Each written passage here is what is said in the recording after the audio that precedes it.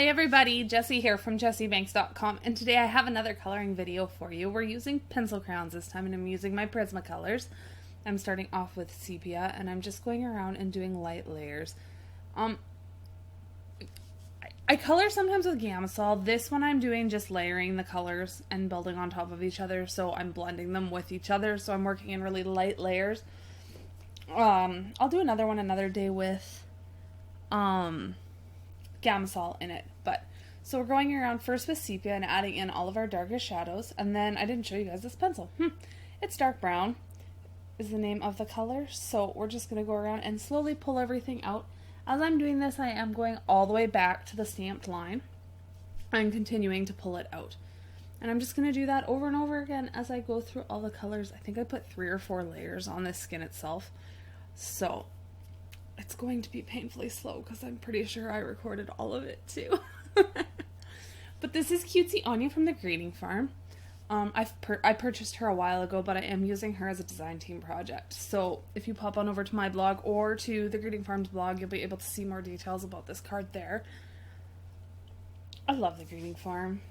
And I gave her blue hair because I post pictures lots of times with lots of the images from the Greeting Farm that I color where I'll give them like pink or purple or blue hair, some ridiculous non-real color. And then people asked me to see it, so I was like, well, if we're going to color her again, we'll color her with blue hair and colored pencils. She is on my channel. I did film her once before where I colored her with Copic markers.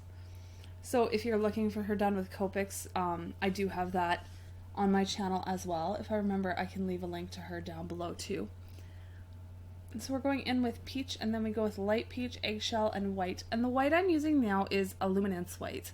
I just find it slightly more opaque. I enjoy it a lot more than I do the Prismacolor white. It's all personal opinion. It's an expensive pencil, and you definitely don't have to have it.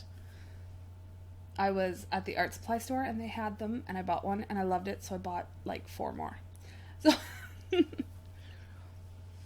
and so we're just going through, and I put the eggshell all the way over. I don't leave anything completely white, especially because the Greeting Farm heads are so large.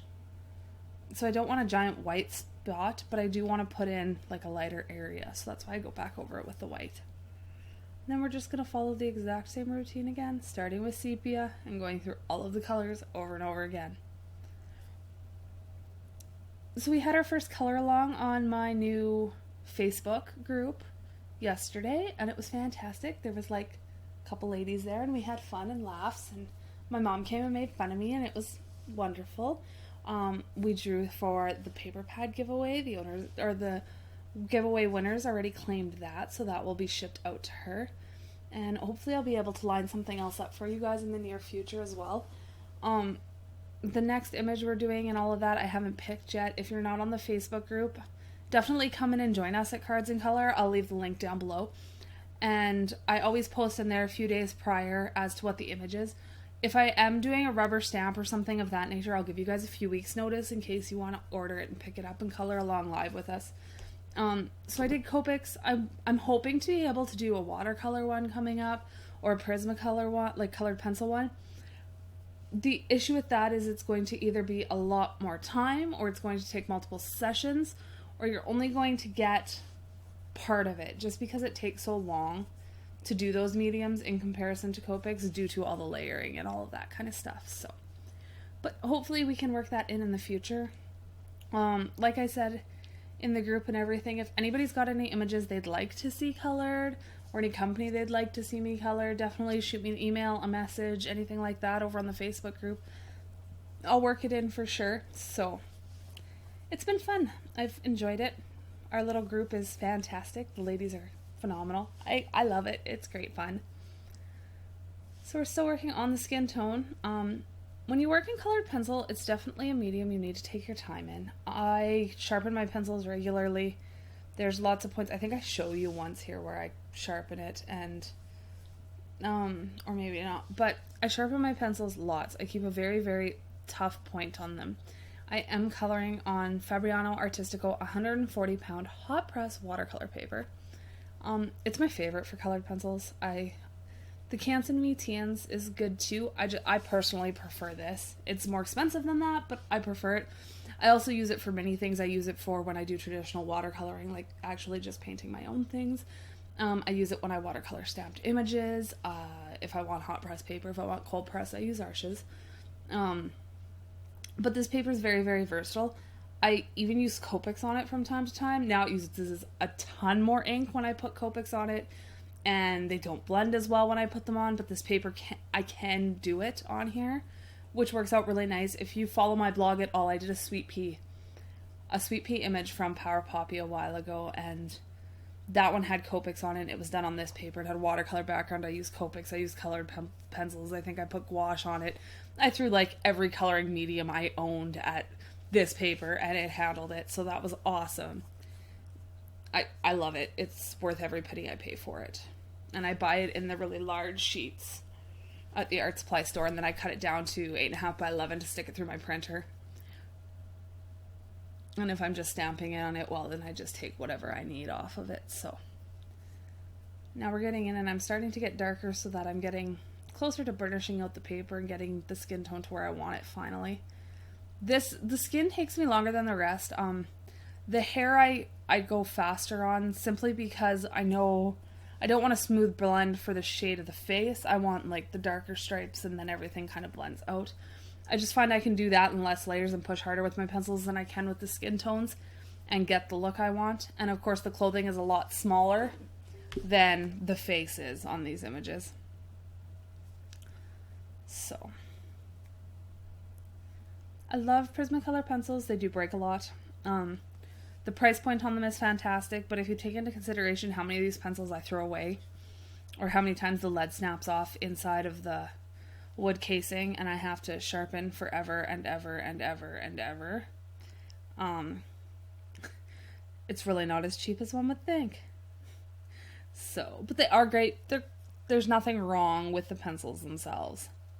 So it's great fun. So now we're going into the hair, and I'm starting with indigo, and I'm just going in and I'm marking in where all of my shadows are going to be and where I'm going to add extra little lines to give it the appearance of hair, I guess. So we're just going to work our way all the way around the hair, and you can see I turned the image. You don't have to hold your image straight. You need to put it the way it's more comfortable for you to color and get the appearance you want. And you just need to take your time and go slow. This is sped up to, I think it's like 4 or 5 times the original speed that it took me to do this. So it wasn't like a super fast process by any means. You take your colored pencils and you sit down, and it takes time, and it's worth it. And lots of practice, and you'll mess up and throw things away, and that's okay. Or you'll mess up and you'll make it work, and that's okay too. The biggest thing with any coloring medium I could recommend is make yourself a swatch sheet. If you're using Copics, I definitely recommend getting Sandy Allnock's hex chart because it's fantastic, and she's spent hours organizing all of those colors into ways that make sense, so you can figure out what colors you need and what colors you can skip and what colors you want to order next to add to your collection. It's worth, I think it's like $5 or $6, but it's worth the money just to be able to have the colors laid out like that for you. You'll find combinations of Copics that you can put together that you would have never expected, just because you're now doing it not only based upon the number, like the way Copic has them set up, but you're also can do it based upon the color as to what you're blending together. So it's a phenomenal tool. And this too, I have a Prismacolor chart, the 150 color chart, where I have all of the colors swatched out on. I have one for my Faber-castell Polychromos and my Faber-castell Pitt pencils and my Inktense and my Derwent water, everything. Even my watercolor paints, I have them swatched out so that I can see them and I know what I'm doing. Now you can see me sharpening a pencil. But I find that helps a lot, just being able to see the color on the paper and not just looking at a pencil casing or a marker top or a pan of paint or anything like that to pick your colors. And I know it's time consuming, and I never wanted to do it, and I procrastinated forever, and it took me forever and a day to swatch everything I own because I'm absolutely ridiculous and am a person that has to have everything. So you don't have to have everything. You don't have to be like me. I have this issue of if I can color something with it, I want it. But once I finally got them all swatched out, where I could see all these colors all the time, my coloring got better faster. Just because I knew what color I was picking up, and it wasn't like, oh look, this should be this color, and you color it on, you go, oh, that's not even close. So this is the lightest color, and then I'm going to go through and add some white. And then on my next, when I go through now on, I think I only do 2 layers on the hair. I go through and I will really start pushing the color into the paper so that I'm making it a solid color and burnishing it out rather fast. Just because they're small pieces. I know the hair, there's a lot of hair, but they're in lots of small pieces. I'm going through with the light aqua again. Oh yes, I'm working light to dark this time because I was worried that I would, excuse me. Sorry about that, had to sneeze. So anyway, as I was saying, I think, when I did the second coat, I went light to dark simply because I was worried with the space I had that I was going to make the dark color too big and not be able to get,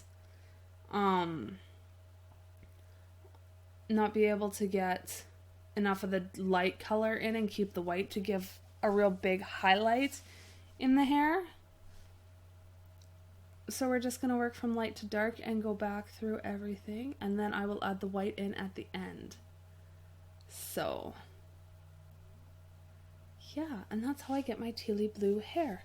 The colors that I'm using, if you can hear my paper, I'm flipping around my book because why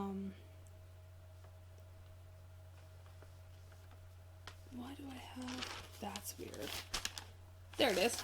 Because I write everything down in a notebook, so I was looking for my list of colors. Sorry. I used indigo, peacock blue, aquamarine, light aqua, and then the luminance white are the colors I used for the hair on this image.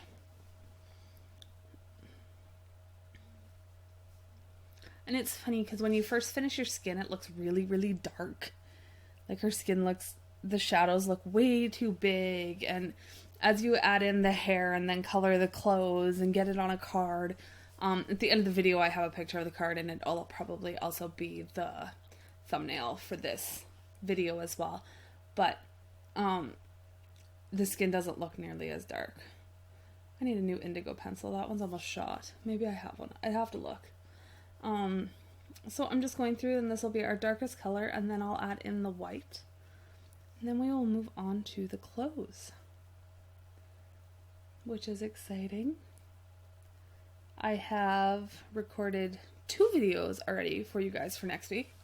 I'm hoping to stay ahead. I need to start doing lots on the weekends and getting ahead, because when I go back to work, I'm not going to be able to do videos like today at, 4 o'clock in the afternoon doing a voiceover, or when I record a video at like 2:30 in the afternoon. It won't happen when I'm at work, but sorry, I'm off screen here a little bit. I must have got into coloring and not paid attention to where the camera was. Now I'm going through and I'm adding in white just to make sure I have a real nice pop of highlight in there. And then we're going to move on. I think I do the purple first on her skirt.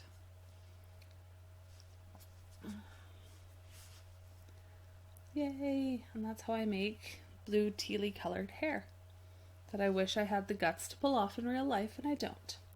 So I'm starting on her skirt and part of her shoes, and I'm starting off with the color violet. Just marking in where I'm going to have my darkest shadows. And there I decided if I was going to do the inside of the shoe or the outside of the shoe purple. And my second color was Parma Violet. Parma, P-A-R-M-A? I'm pretty sure that's Parma. Parma Violet. And then I used lilac and grayed lilac, and then again the luminance white. So those are the colors I used for the purple. And again, I think this area only gets 2 coats of color.